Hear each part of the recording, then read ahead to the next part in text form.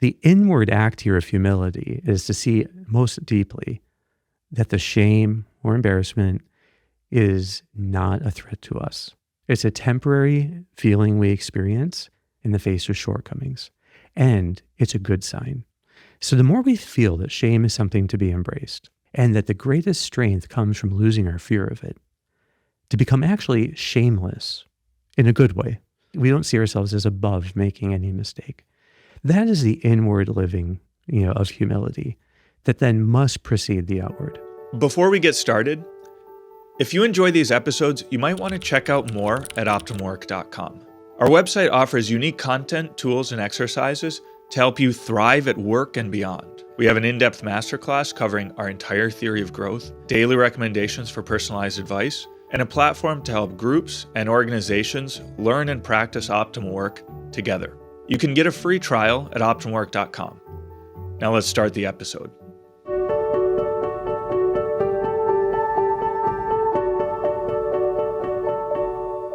Hey, this is Sharif, here with another episode of the Optimal Work Podcast, joined by Dr. Kevin Majors. Kevin, it's good to be here with you again. Hey, Sharif, great to be back. Yeah, Kevin, well, I'm enjoying this series we're doing on humility. And last week, we covered the big picture, the four core elements of humility. And then, so this week, we wanted to dive into then one of them, the first one. And then we can dive into each one successively in successive episodes. Let's see if we can do it. Okay, so, I said the four aspects of humility, but really it's the four things that run counter to humility. So the first being defensiveness. That's right. And this is from Gottman's research. So John Gottman is a very prominent psychologist and wrote a number of books. One famous one is Why Marriages Succeed or Fail. And last time we were talking, I said it could also be Why Businesses Succeed and Fail. Because this is these are common patterns that show up in every relationship. And so the closer we are to someone, the more these patterns of being defensive or critical or stonewalling or contemptuous, these are the things that show up. These things he calls the four horsemen of the apocalypse. That's great. So you see defensiveness as kind of the first, like at the lowest level in terms of as someone or as a bond might deteriorate. Defensiveness is like the first sign that things might be going down a wrong course, right? I think that's right. There's, Aquinas has this saying that we always proceed from the imperfect to the more perfect. And he says that for good or for bad. So even with vices, we don't typically go right away to the worst thing. You could see then how a person can begin by being overly defensive, seeing threats where there are no threats. And that can lead them to eventually be, as we'll see, more critical of others, and then more and more isolating themselves from others and being contemptuous of others. But of those, you're talking about love, which is the real essence of the bond. Well, contempt is the thing most directly contrary to the bond. And whether it's in family life or business life, being contemptuous of those around you would be the very worst thing.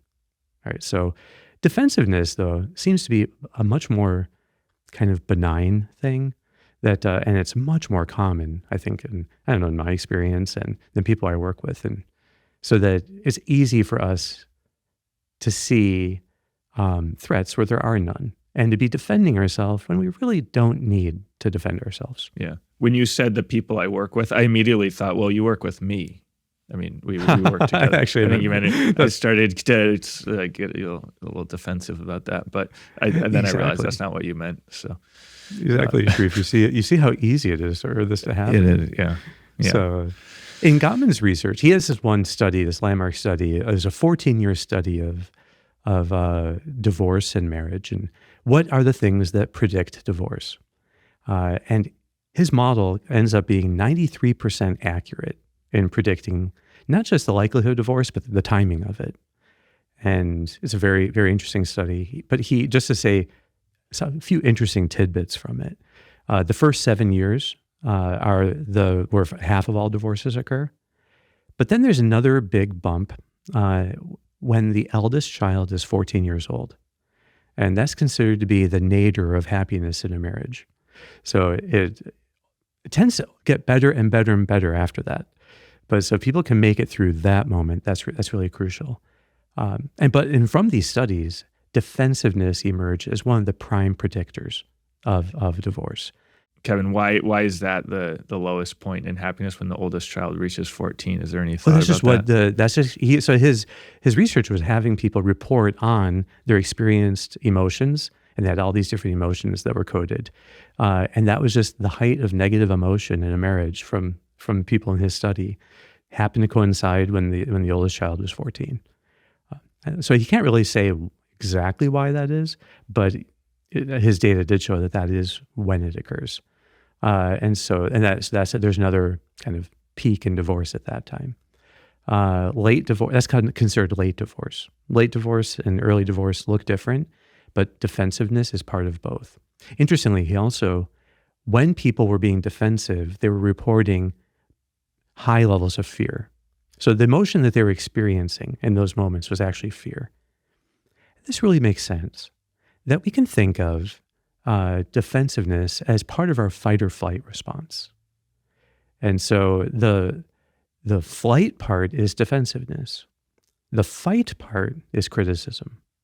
But in this case, you can see people who don't consider themselves anxious may nonetheless be very high in defensiveness. So that's an interesting thing, because there are many people who don't experience anxiety as an emotion, as a dominant force in their life. But once we see the expressions of defensiveness, they can admit that those are there. So defensiveness, is that like I guess you're saying that both defensiveness and anxiety are forms of fear. Yeah. So the flight response is, you can call it anxiety if it's a potential threat, and then fear if it's a real present threat. Actually, with defensiveness, the threats are basically not real; they're potential. They're not. It's not like they're unreasonable fears, but at least they're only potential fears. And so if you think of someone getting some negative feedback, say there's a clerk in a clothing store, who's only been working for a couple months there in the summer, and then the boss, say it's a young man, the boss comes and tells him, you really need to be more friendly and smile more with our customers. Well, is that really a threat? But this person may see themselves as friendly and engaging and not even notice. So they might be in denial about it. Like, no, I'm smiling all the time. I'm always positive. They could imagine them arguing back.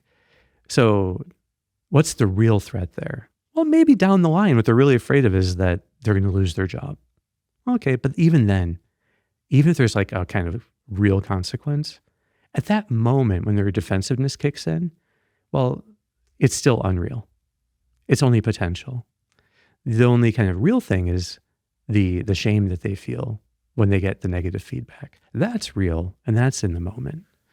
Yeah, it seems like the anxiety, exactly like you mentioned, someone might tend to get anxiety or fear about potentially losing their job in the future, but the defensiveness right now is going to be about the perceived attack on their abilities or character or whatever it is. Yeah, in some way, they had an image of themselves that has just been violated.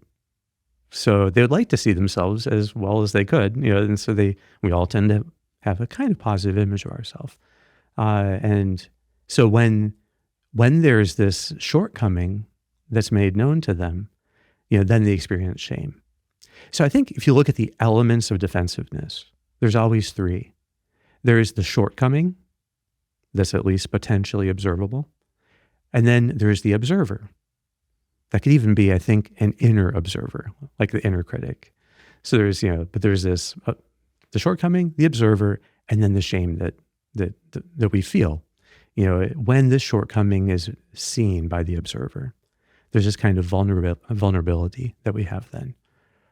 So shame is what we feel when we're lessened in the estimation of others.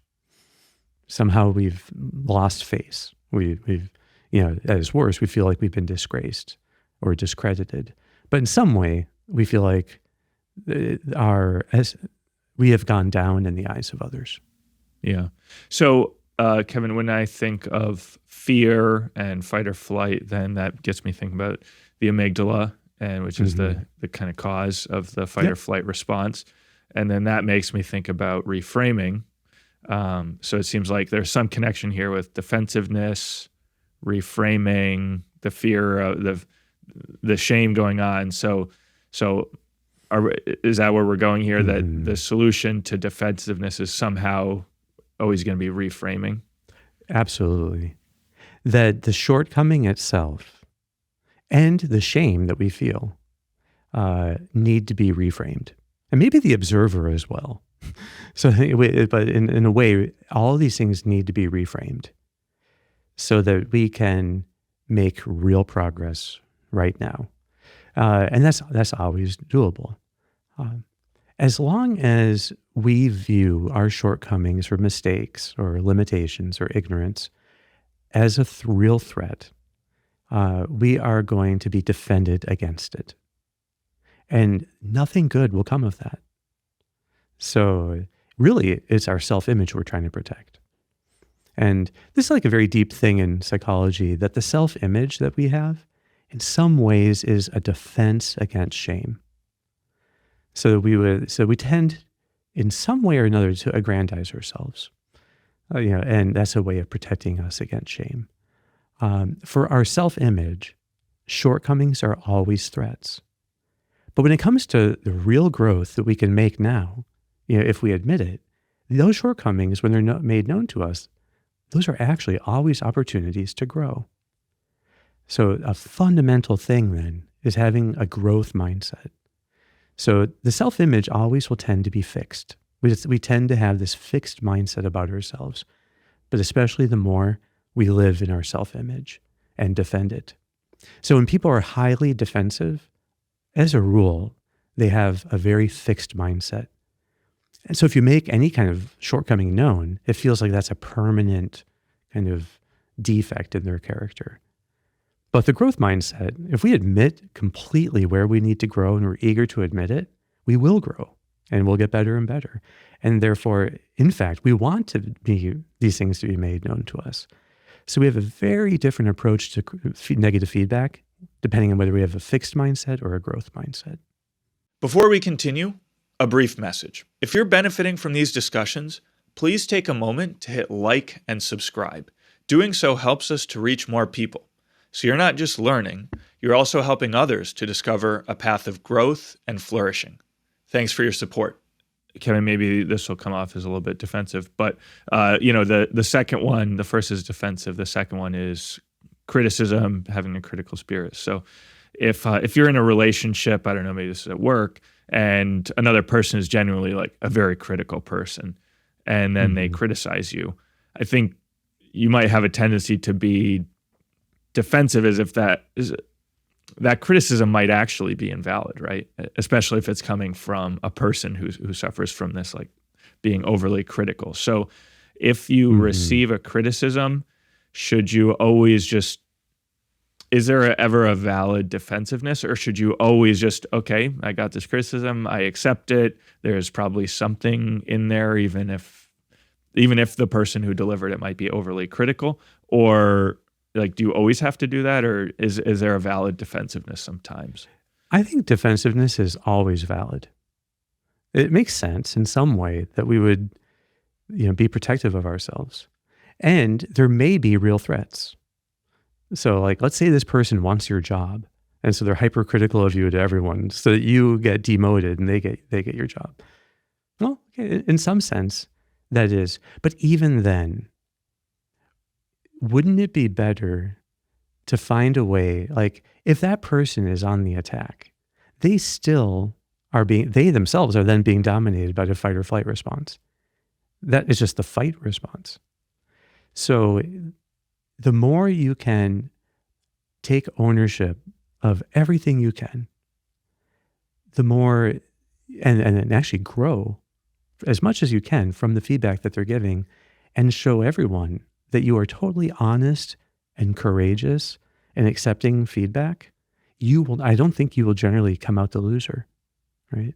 And then the other person, ideally, this doesn't have to be the last word on their character either. This just might be a rut that you two have gotten stuck in. And at least 9 times out of 10, it's possible to build a bond. And when people see that we're humble enough to totally take ownership of everything we can, and then be committed to working with them, we can actually win them over. And the ability to win over a detractor is not an insignificant ability, right? Wouldn't that make you stronger and better the rest of your life? So I don't think there's anything magical about negative feedback, like it's always accurate. No. And sometimes it can be way off. But even then, if we look really closely at it, there's a way we can grow, and there's a bond that can be developed, and there's another person that we can help to grow as well. So hopefully we can all grow past it. But I'm not against people leaving situations if they could see that it would just be too much work. And so I'm not saying that you have to stay in a job if it's, there can be toxic places. But I'm just trying to say, before we write off a situation as unworkable, at least let's see how much we can grow from it and grow in this willingness to engage others as well as they grow.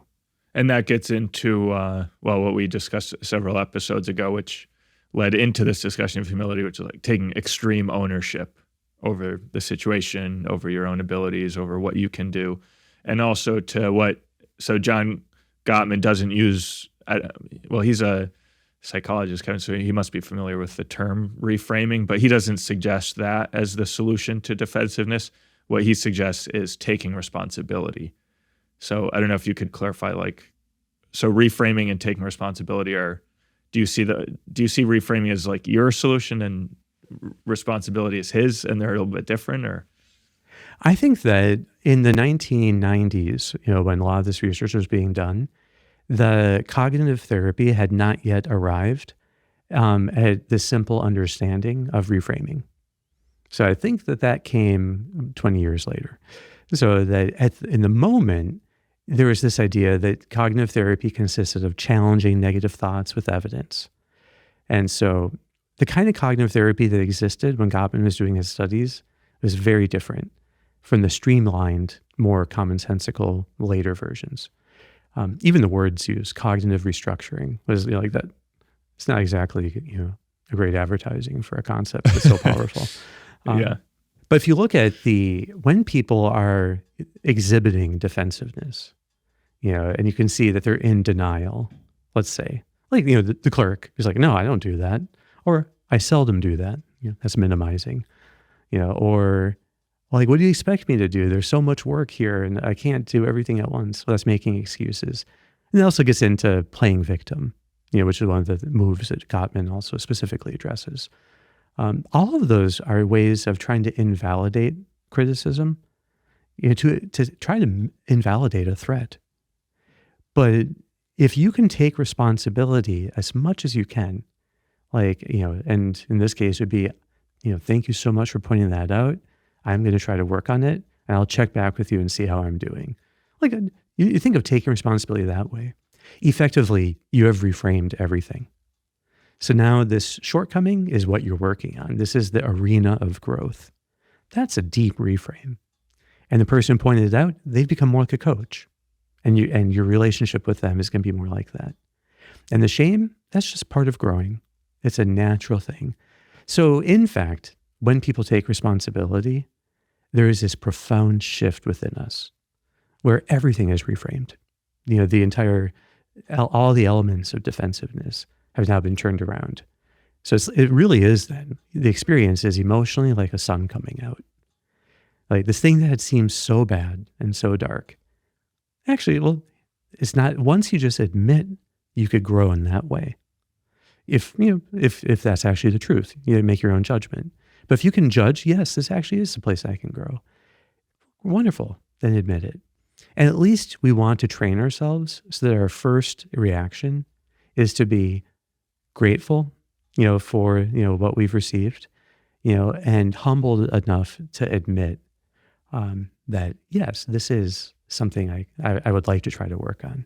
Yeah. In your experience, is there like a first stage of humility where first you have to admit it to yourself? And then, for instance, if you're, a clerk at what did you say, a department store or something, that then you would maybe even go to the boss from whom you receive the negative criticism and ask, hey, can you help me to grow in this area, which might even be more humiliating or humbling. Okay, so there's the inward and the outward. The inward has to come first. The inward act here of humility is to see most deeply that the shame or embarrassment is not a threat to us. It's a temporary feeling we experience in the face of shortcomings, and it's a good sign. So the more we feel that shame is something to be embraced, and that the greatest strength comes from losing our fear of it, to become actually shameless in a good way, so that like nothing, really, we don't see ourselves as above making any mistake. That is the inward living, of humility that then must precede the outward. The problem is if we do the outward too fast, like, thank you so much for this feedback. I'm going to be working on this, and can I come back to you for, that could all be a show. There's another way of being defensive, which is overcompensating. Perfectionism, trying to be overly perfect. Still what's really at play there is our self-image. And we're trying to make ourselves look better in this other person's eyes after they gave us negative feedback. So this is why if we can just own the shame and welcome it, and drink it in, I think humility is is really most deeply flipping shame from being a threat to being an opportunity, and to welcome the shame, to let yourself have it, to become as shameless as a child. And that idea of there is something here about humility, that there is the deepest inner strength we have is to have a beginner's mind, to not take ourselves so seriously, to see mistakes are part of growing. Just like, say, a toddler, some very young child. There's children at an age before shame, and those children have no fear of falling down in front of others or making mistakes in front of others. So there's no defensiveness whatsoever. So, and that is, if we can live that internally and just welcome mistakes, we'll be living a completely different life, right? Because the main fear that people have, is shame, and things that are threats to the way they see themselves, to their ego. Yeah. So it makes a lot of sense. Is this inward sense of humility? What are the best ways to because I always think that, okay, you can have the inward and that's great, but it only really gets solidified over time through the behavior, through acting in accordance with that, somehow expressing it outward. So what are the best ways then to avoid, like you said, kind of faking it, or what are the best ways then to live this humility outwardly, assuming there's been some cultivation? I guess there's probably a feedback loop where you can go deeper in the inwards as you express it outward, and then that's a virtuous cycle. Yeah. The inward part, I think, again, is the most important. And to see that when we feel shame, it's natural that we're going to be partly in denial or minimizing or making excuses or playing the victim. And so inwardly, it's not to be too harsh on ourselves, to just accept that these are reactions we might have. And then to try to show our gratitude to the person who's given us the feedback by genuinely trying to improve in those things. Not that we have to do it in a way that we're going to be, we don't have to be in any way sycophantic about it, and being obsequious, and thank you, outwardly grateful, and showy with it. But I do think that we honor people when we validate their concerns. And we should outwardly validate it as much as we can. We should try agreeing with as much as we can. And then sometimes we just have to give the inner turmoil a day or two to calm down. And then we'll probably see there's a lot of good, there's a lot of truth. One of the things that makes it so hard in the moment is that we can really exaggerate feedback that's negative. And that's so common, that if people get a little bit of negative feedback, it's crushing to them. Yeah. So, and that's another sign of all of these defenses at work. So in my experience, when I've experienced things as kind of crushing, if I just give it a few days, it's not nearly as crushing anymore. And maybe it just means that there are things that we can get better at, that once we start working on them, we see the whole situation is workable. So I don't know if I have any magic. I think that in some ways, the ability for us to inwardly take stock of how we're doing, and to be looking over, say at the end of the day, to be looking over the day. I think that we can practice these things in this moment, because if we examine our day at the end of it, we are in a way tempting ourselves into denial and minimization and excuses. And that's when we can learn to welcome whatever, shame that might come, and to be looking for this signs of defensiveness, and then genuinely trying to come up with a way we want to be better tomorrow. Yeah. I think that's really key, is that that by actually working on the thing that was suggested to us, I think is a great way of growing in humility. So if you're the clerk and your boss says you need to smile more, then the next day you go in and every time you try to smile more, it's a little bit of a reminder of the critique and an opportunity to a possibility that you could get defensive, that when you start smiling more and you say, oh, this doesn't make any sense. So you start getting defensive again, almost, when you put it into practice. So then you have to kind of conquer yourself again each time that you actually put their correction or critique into practice. No, I think that's right. If you have a growth mindset, I think overcoming defensiveness is probably the most impactful way of living it. So when we can overcome our defensiveness, we're admitting that we can grow. We can begin again. We can have a beginner's mind. We can be shameless like a child. And all of that speaks to this really deep inner freedom. And so it's good that we own our mistakes. It's healthy for us to admit mistakes. And there's a joy in doing that. But in the worst case, those mistakes have actually harmed others or our bond with them. And then I think the way taking responsibility shows itself is as an expression of love. And that's called contrition. Contrition is love taking responsibility for the harm caused to another and to the bond we have with them, and committing to grow. So contrition requires this kind of growth mindset, but it also has this full taking responsibility. And it is, I think, probably the healthiest habit of the heart that we can have, is the ability to experience contrition.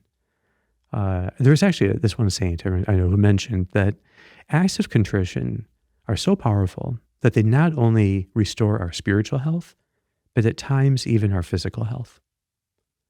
And with this lens we've been talking about, this kind of makes sense, because if the most common threats we face are threats to our ego, to our self-image, and things that trigger shame, well then that is the most common reason for us to be stuck chronically in threat mode. And we know that chronic threat mode wears down our body, and particularly our immune systems, so that we're stuck in a threat response that diverts energy to muscles, but not to immune cells, and not to our brain cells. So I think that contrition, in that sense, the ability to, when it's real, take responsibility, and be disposed to see every shortcoming as an opportunity to grow. Well, that sense of being positive about it flips around the biggest threat.